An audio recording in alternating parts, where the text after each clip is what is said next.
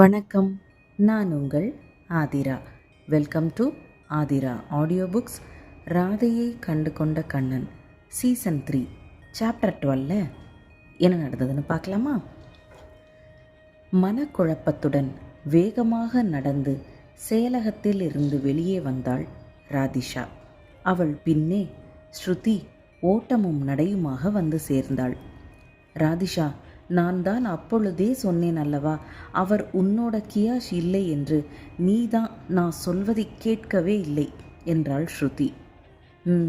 என்றாள் ராதிஷா. எனக்கு இன்னமும் சந்தேகம்தான்.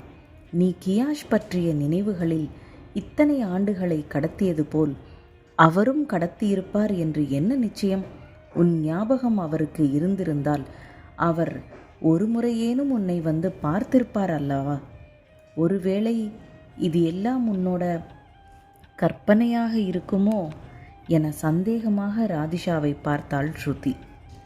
ராதிஷாவின் முகம் கோபத்தில் கொந்தளித்தது. ஸ்ருதி, நான் இதெல்லாம் கற்பனை செய்து பேசுகிறேன் என்கிறாயா என கத்திவிட்டாள்.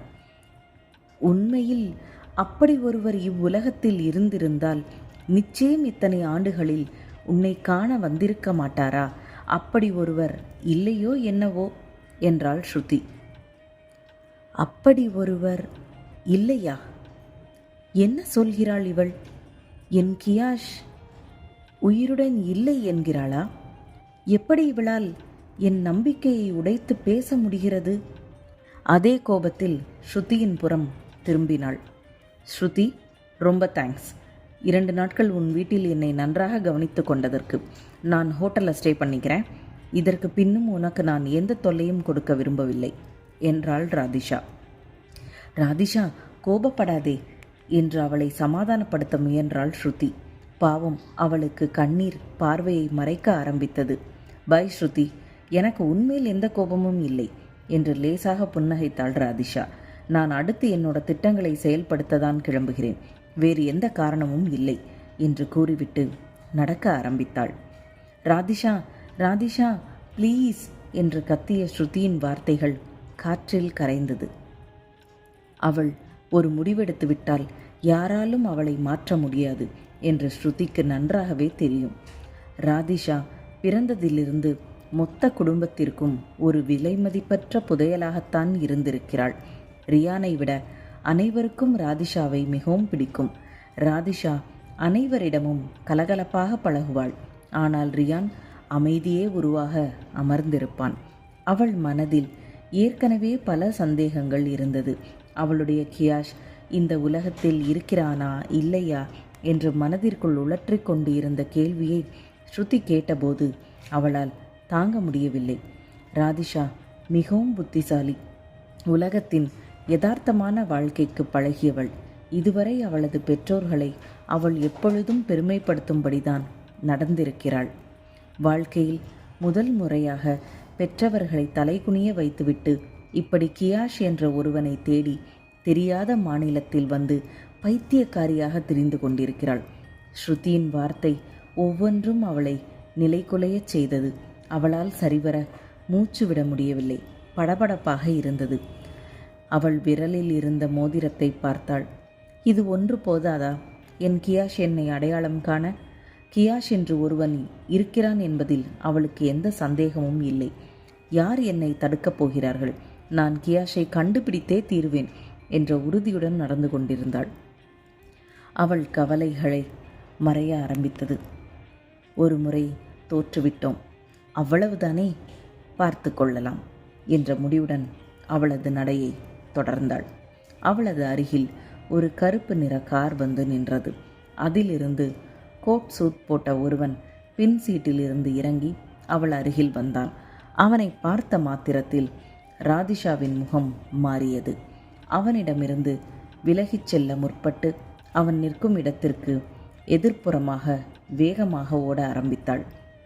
அவனிடம் அவளுக்கு பேச எதுவும் இல்லை. அவன் வேகமாக அவள் அருகில் வந்து, ராதிஷா, உனக்கு இப்போது எங்கே செல்ல வேண்டும் என்று அவன் கேட்டபோது ராதிஷா அவளது 2 காதுகளையும் அடைத்து கொண்டாள்.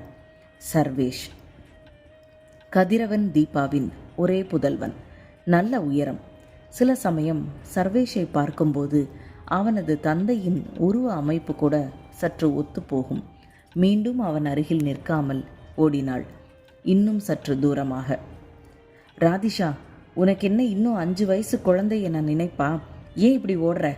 நீ எங்கே வேணா போ, ஆனால் உன்னை பற்றி உன்னோட குடும்பம் கவலையில் இருக்காங்க என்பதை நினைவில் கொள் என கத்தினான் சர்வேஷ்.